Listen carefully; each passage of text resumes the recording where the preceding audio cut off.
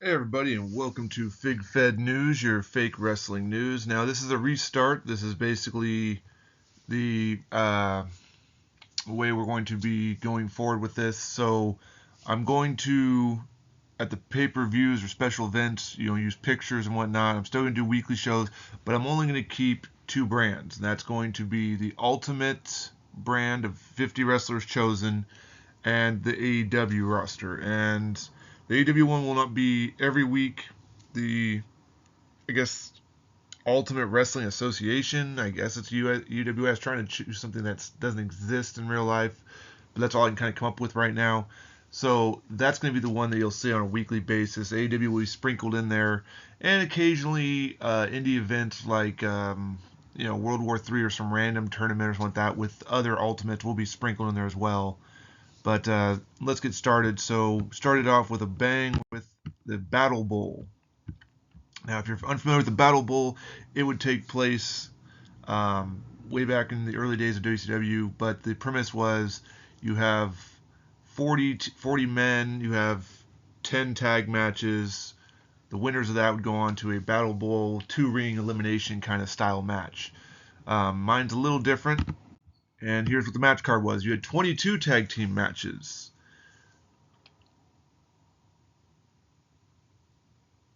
I just realized I messed that up.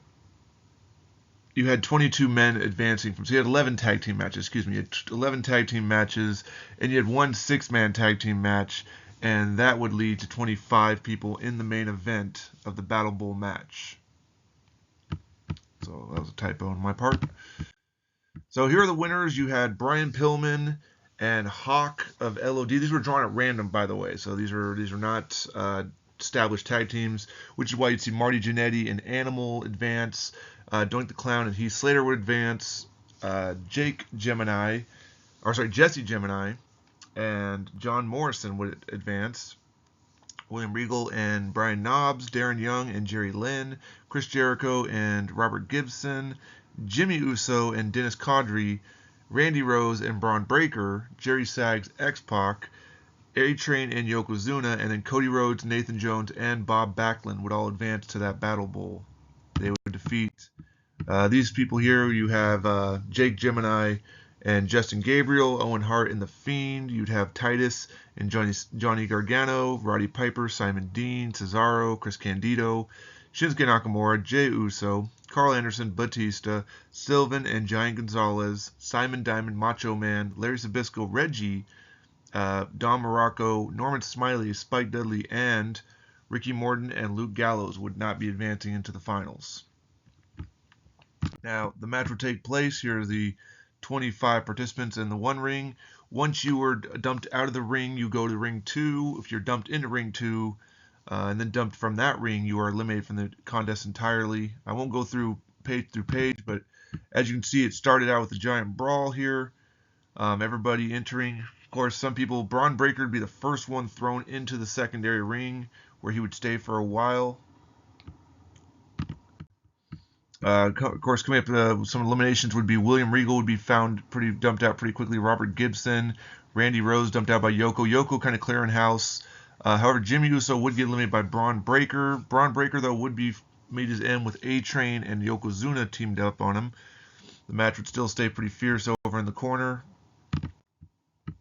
It would take everybody pretty much, except for Bob Backlund back there, to eliminate Yokozuna from the contest. It would come down with John Morrison still in the other ring, Jericho working away with Jerry Lynn in the corner, Brian Pillman. Nathan Jones would also find his way out with A-Train and Animal working together, but then A-Train would turn on Animal and dump him out as well. Chaos would take place with down to the final 3 as Brian Pillman and Darren Young and Hawk were trying to get each other into the secondary ring. Of course, the secondary ring was filling up pretty quickly. Eliminations would come fast and furious, though, as X-Pac would find his way out. Bob Backlund would get eliminated. John Morrison would eliminate Darren Young, who found his way into the ring as well. Would actually hang on, though, and come back in. Brian Pillman would eventually find his way in as Hawk would throw him out. Hawk, of course, would be on standby waiting for the final 2 of these men to go through. It would come down to, as you can see, Hawk is waiting in the ring there. Morrison would finally get rid of Brian Pillman, only for Hawk to come in, bum rush Morrison, and scoop him up, and then proceed to chuck him out of the ring, and ultimately become the first ever Battle Bowl winner. Of course, the world title was not on the line, was not crowning. This was just basically a way to rank them and give them points to see where they end up on the card from now on. The lowest 20 will only be on the secondary B show, and the top 30 will be on the main show and the pay-per-views. Tune in next week to see what happens. Of course, again, it won't be as heavy featured photo-wise. Those will only be for like pay-per-view type events or larger events. Till next time.